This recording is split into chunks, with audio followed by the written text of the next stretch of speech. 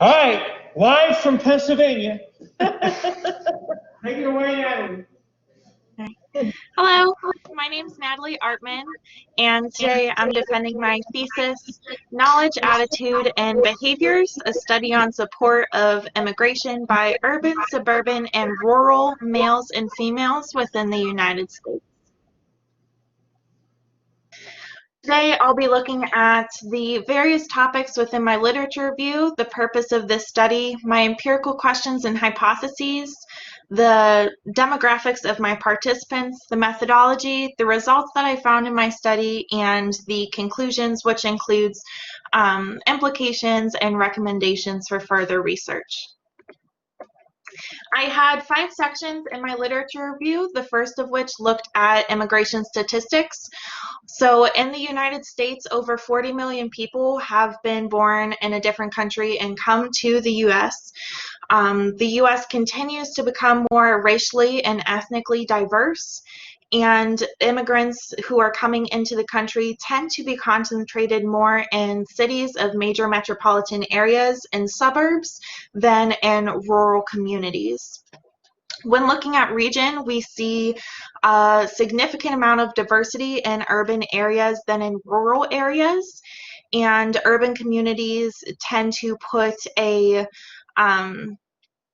higher desire for diversity within their communities than other community types.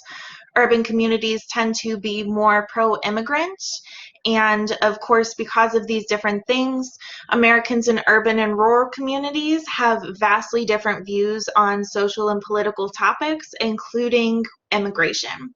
So immigration varies by community type, the views on immigration, the knowledge on immigration, and the supportive behaviors of anti-immigration behaviors. When looking at sex, we see that females hold greater pro-immigration attitudes than males.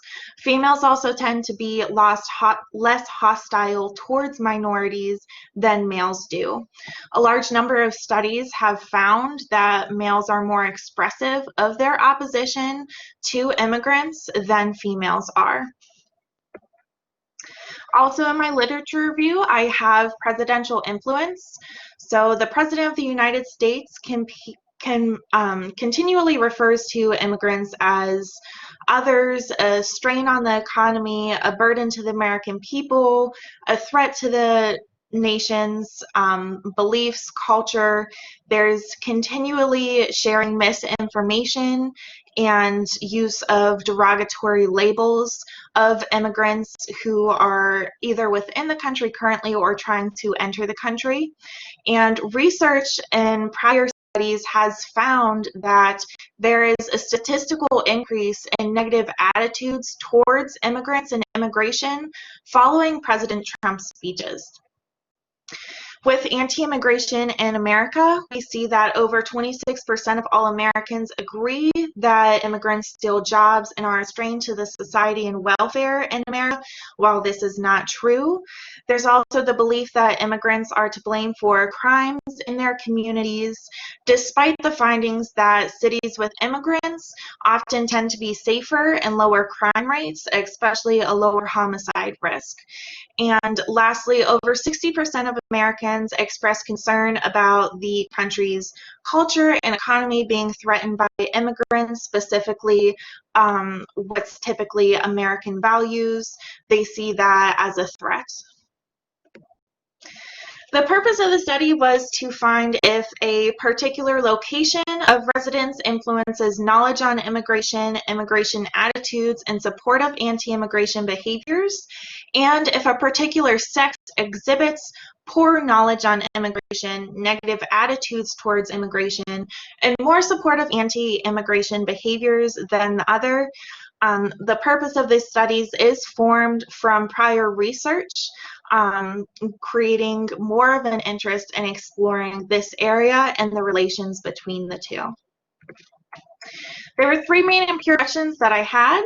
Do individuals from rural communities have poor immigration knowledge, hold more anti-immigration attitudes, and support more anti-immigration behaviors than those from suburban or urban areas?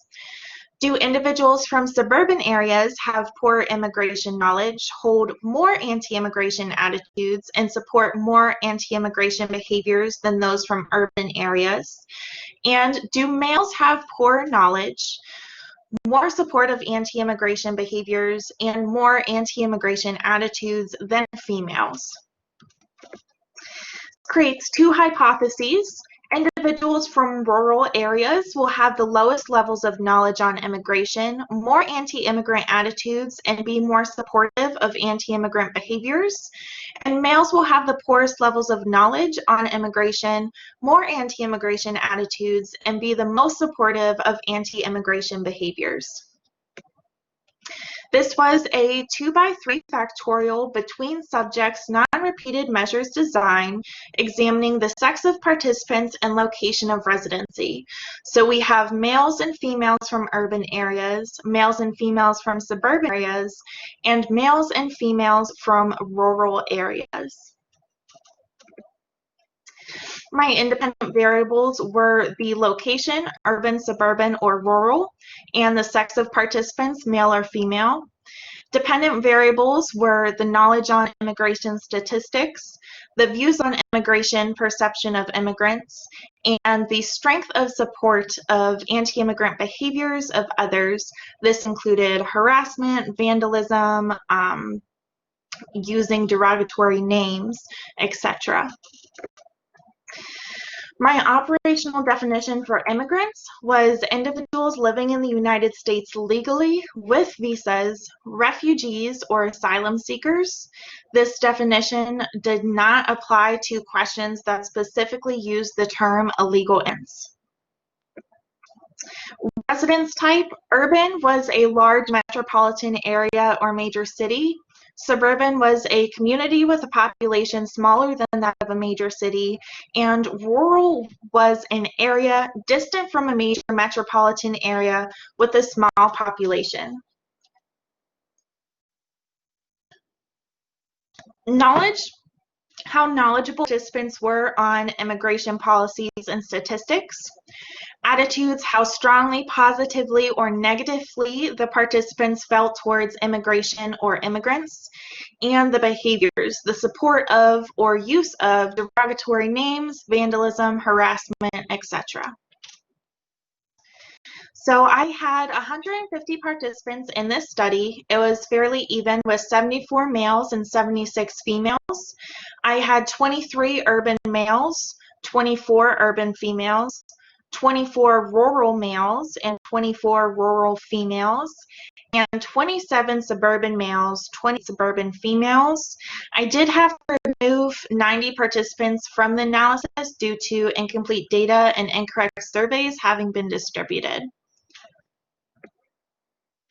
Looking at the demographics of my participants, with urban communities, the respondents were 53% white, 45% criminal justice, and 60% in the Midwest.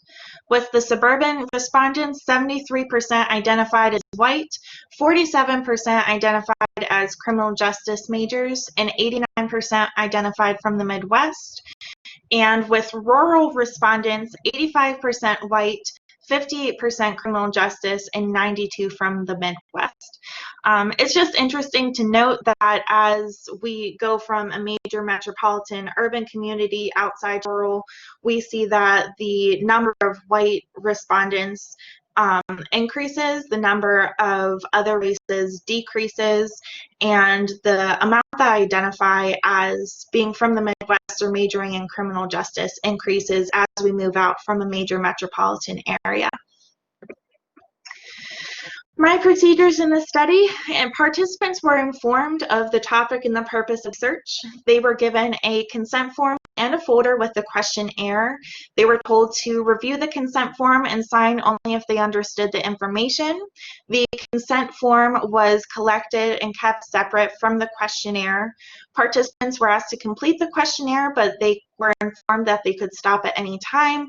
When they completed the survey, like I said, I did keep that separate from the questionnaire or from the consent form, so the respondent questionnaire was not known.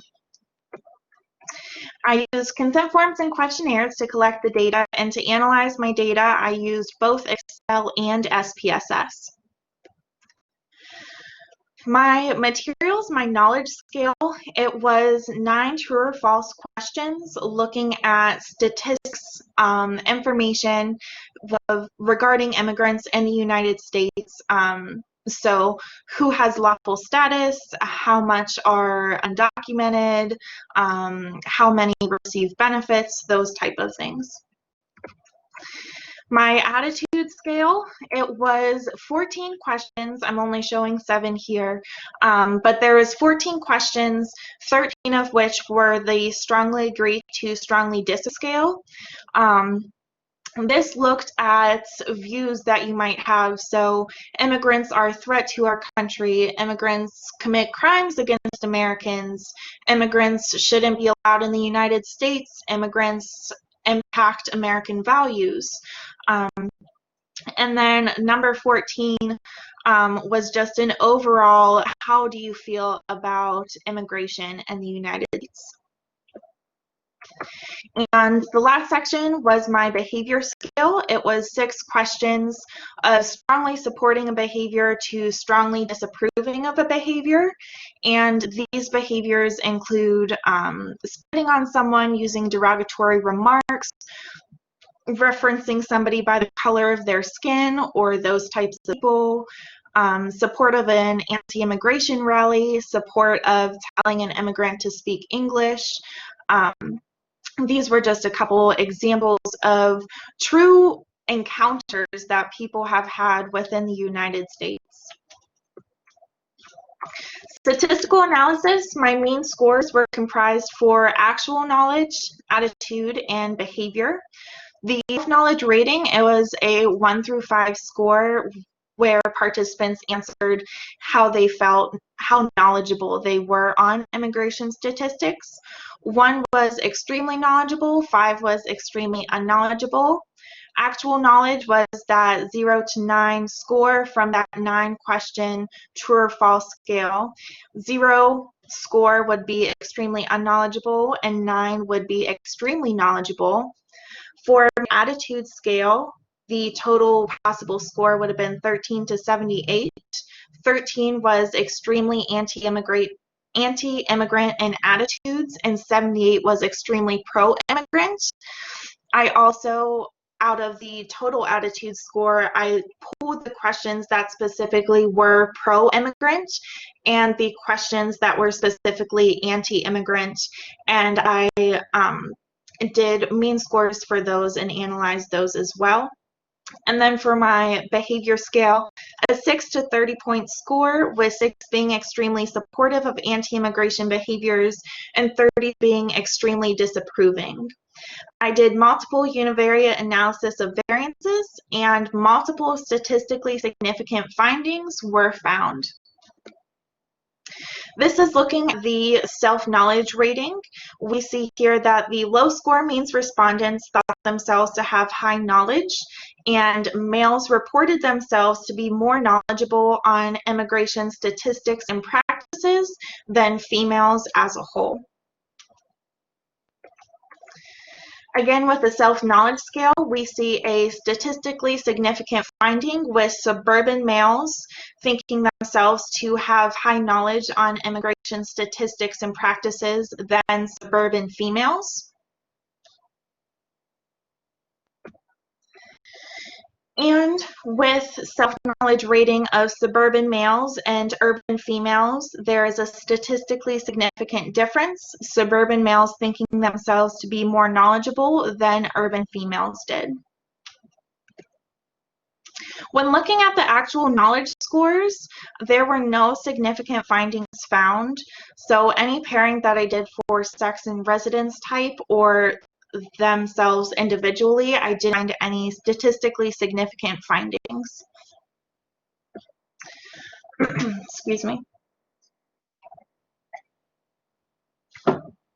Also, when looking at the overall attitude scores, the pro-immigration attitude scores and the anti-immigration attitude scores, for any individual or pairing of sex and residence type, there also were no significant findings found. But I did have many significant findings for my behavior section. Looking at this, a low score means respondents presented more support of anti-immigration behavior. So overall, suburban males reported more support for anti-immigration behaviors than urban females did.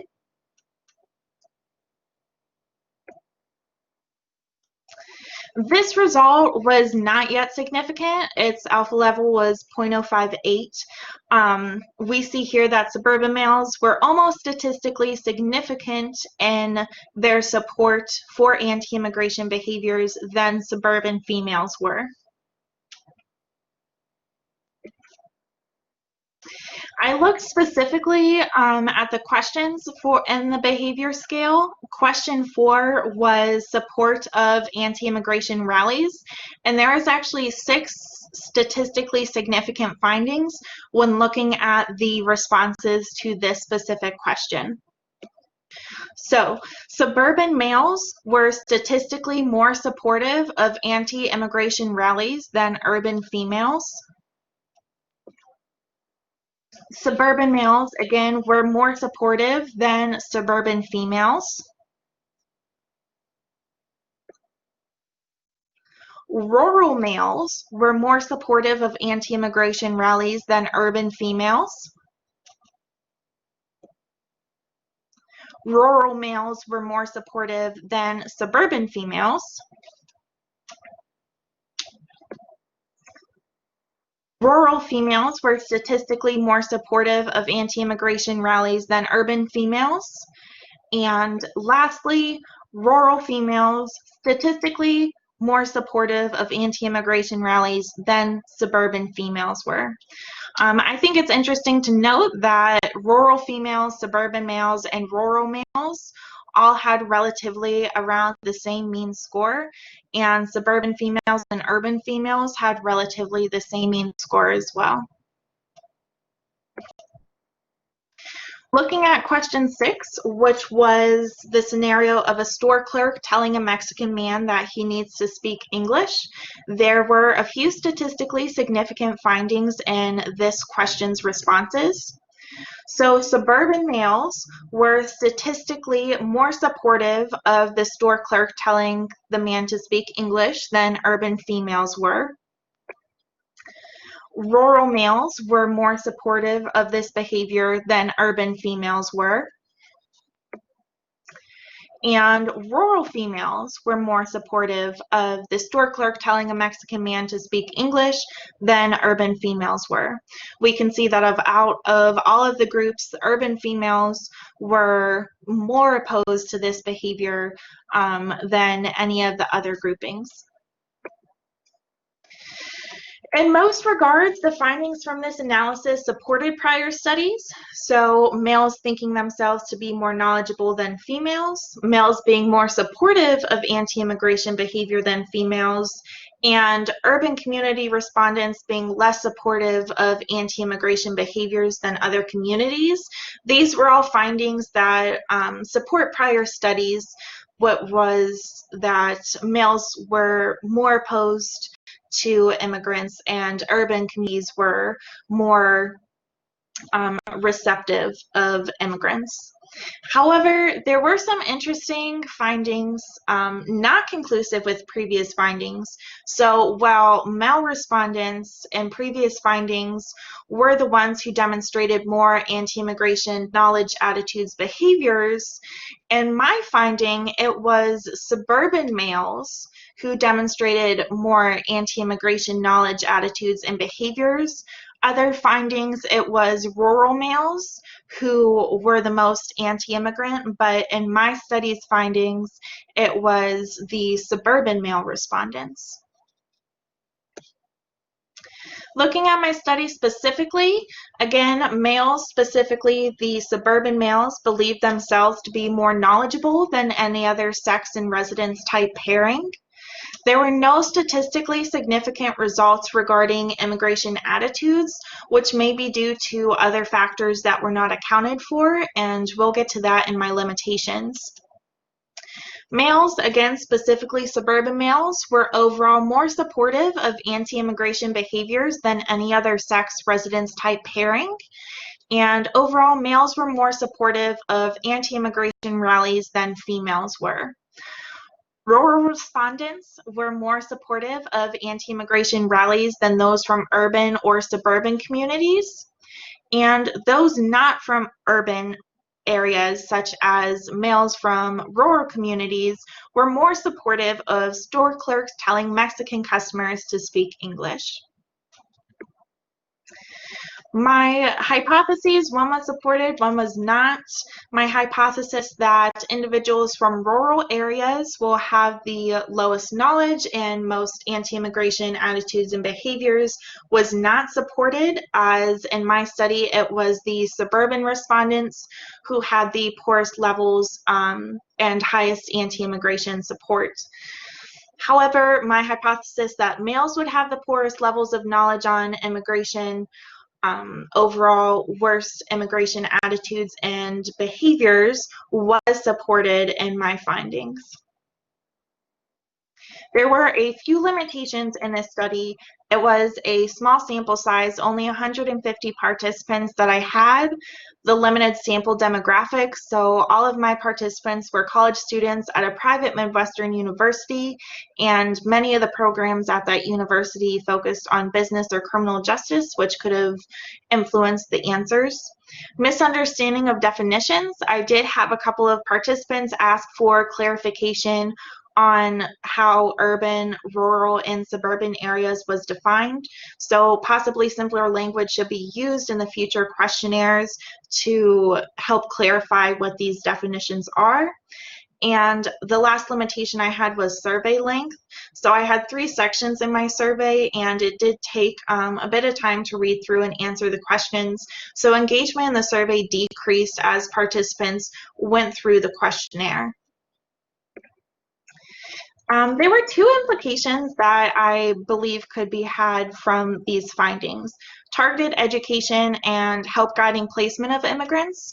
So because we see that suburban communities had the worst anti-immigration behavior support, it's possible that education focused in these areas on immigration could help reduce the misinformation that they have that could contribute to how highly they thought their knowledge to be, and to also combat their support of the anti-immigrant behaviors. Also looking at helping guiding the placement of immigrants.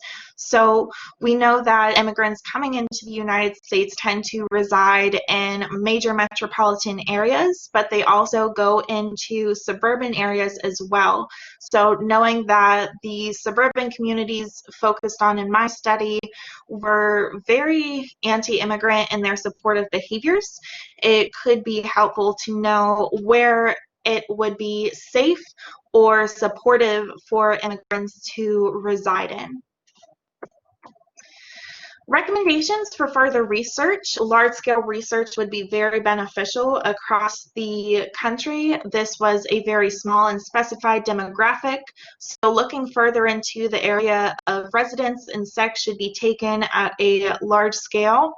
And expanding the study to include political party would be very beneficial to the insight on the answers received, because even though in prior studies and in my study urban respondents were most supportive of immigrants, we see that from prior studies when the political party is Republican or Democrat, even though they're from urban areas, they are anti-immigrant and their thoughts and behaviors. So it may not be the area of residence itself, but other factors that are shaping their knowledge, attitudes, and behaviors.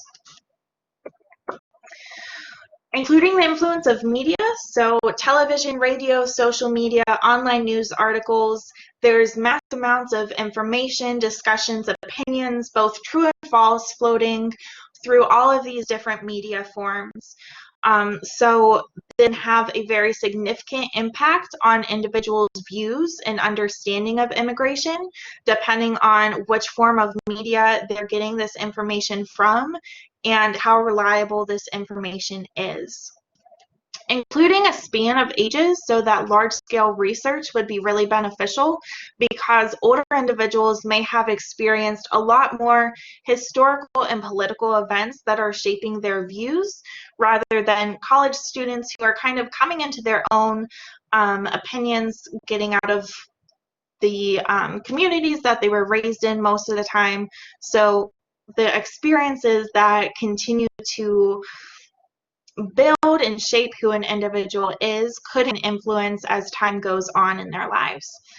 And lastly, looking at education level and major influences opinions and contributes to knowledge. So the more education an individual has, the more educated they might be, the more skeptical they may be of the information that's floating around on the different media forms. And also the education level an individual has might determine where they're residing. So that could also have an influence on the responses as well. I had quite a few references, but I am happy to take any questions.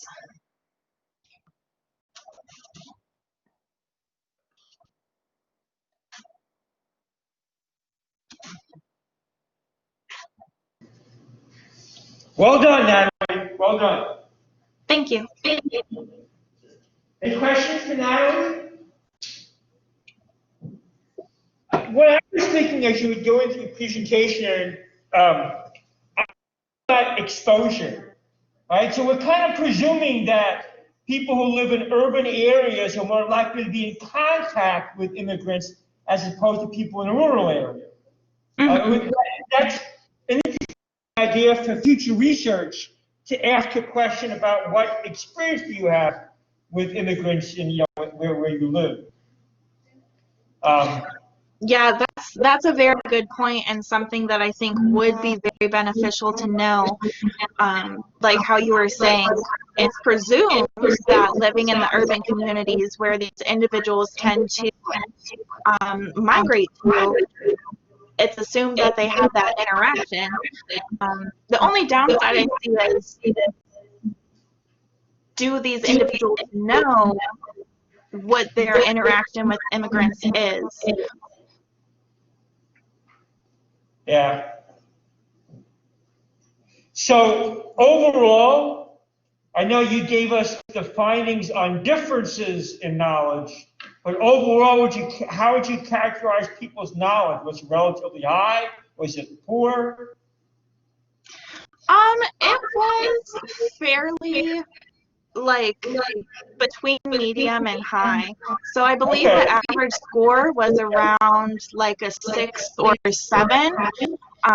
So of course there were some outliers, but for the most part, the respondents seemed to do at least, if you were grading it like a 60, 70% in regards to what the responses were.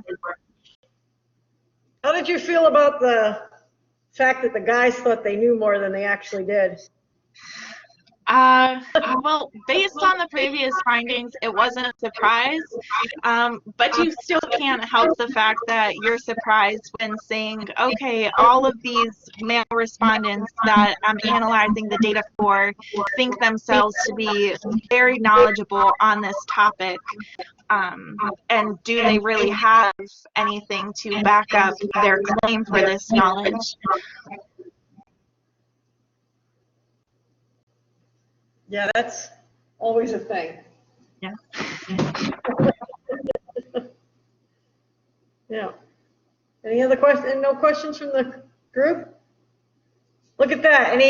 Any? So I got one final question for you. Mm-hmm. So if it's not knowledge, if knowledge was medium or high, then what do you think is behind the negative attitudes and negative being supportive of anti-immigrant behaviors? What's going on? So I think it's very much based within the community and the influence of like the community discussions, the information that they're receiving via like media. So I think that would be a really big, important component to include, because if they are hearing about these behaviors or reading about support of these behaviors online or seeing it happen in their own communities, that can significantly influence how they're supportive of these behaviors as well. So I think knowing where that information is coming from will be very beneficial to helping understand who is supportive of these behaviors and why. When did you run this data? It was the spring of 2019. Spring of 2019. So the economy was good. You think it would be more hostile now, because usually anti-immigrant feelings correspond to poor economy? Yeah, and like I was saying, from my literature review, there were significant findings in prior research that Americans felt immigrants were stealing their jobs and hurting the economy, which research shows that that is not true, it's actually the opposite. But given the circumstances of COVID impacting the economy and finances and employment, all those type of things, I could only assume that doing this research now would probably give some more interesting findings in regards to the behavior, especially considering that other literature review component that I had of the influence from high-ranking political parties or party leaders. So for your dissertation, you could do like the COVID extension. Maybe I might continue with this, but there's just so many interesting topics out there. I really do think I'm going to go for my PhD, but I don't know. There's so many different routes to go with this. Like Kim was saying, I feel like if I continued with this, it would be like years of rabbit trails just going off of. Well, hurry up. We're not getting any younger, you know. You could come back and live in Tiffin. There you go. That's your dream. I know. I miss Tiffin. I gotta say I do. I miss Tiffin. Everybody just was horrified that you said that. Don't go to rural Pennsylvania. Question. You have a question? Yeah. Another one. Did you consider the age difference? Oh, wait a minute. That's Feng Mei. We had one here, so go ahead. Yeah. Do you consider the age? Because I believe people younger and older, they may have a different knowledge or opinion. In your research, do you consider the age? I did collect information age. I had age groups 18 to 24 and then 24 to like 30s and older than that. Because of my sample population that I surveyed, it was mainly that 18 to 24 range. So I wasn't really able to do much analysis on the difference of given the age of the individuals. Okay. Pretty much the young people's their opinion and attitude about immigrants. Yeah. Okay. So I think it has a lot to do with, how I was saying before, them coming into their own. So a lot of times people are influenced by their family, and when they're able to come to college, they kind of begin to develop their own opinions, views on things. Yeah. And also young people may tend to be a bit more cockier given the information they have access to with all the smartphones, apps, everything that they're able to access. So like it would be very interesting to get that age range to see, or to even be able to track how an individual identifies with knowledge, attitudes, and behaviors as they grow up and experience different things and have access to different information I think that would be interesting as well. Yeah, because when your presentation use male, female, and then, it's very easy to get misunderstanding, think that's the, the older, or, so I think Mhm. if you can say that's for the young age or perspective. Mhm. We had a question from the class, someone from the class. Did you, and it's getting specific, look at the differences between the schools or different majors? Because terrorism and homeland security might have a different response than, let's say, forensic psychology. Did you hear So that? Yeah. I think that I heard it all. If I answer the incorrect question, just let me know. I'll ask it again. So I collected just the overall criminal justice, social science, business, arts school. I didn't go specifically into what the major was. So if they were forensic psychology or law enforcement or cyber defense, I didn't look specifically at what their majors were. I just looked at the overall school. But looking at the overall schools, I didn't really find too much of a difference. I believe that most of the respondents were criminal justice social science majors, so it wouldn't have been the analyses that I did. It would have been very minimal. I do know for a fact there was very minimal arts and science respondents that I had, so mainly between the business and criminal justice social science majors. I do know that there wasn't significant differences between their opinions.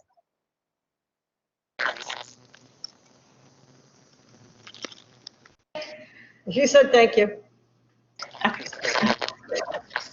Anybody else? Okay.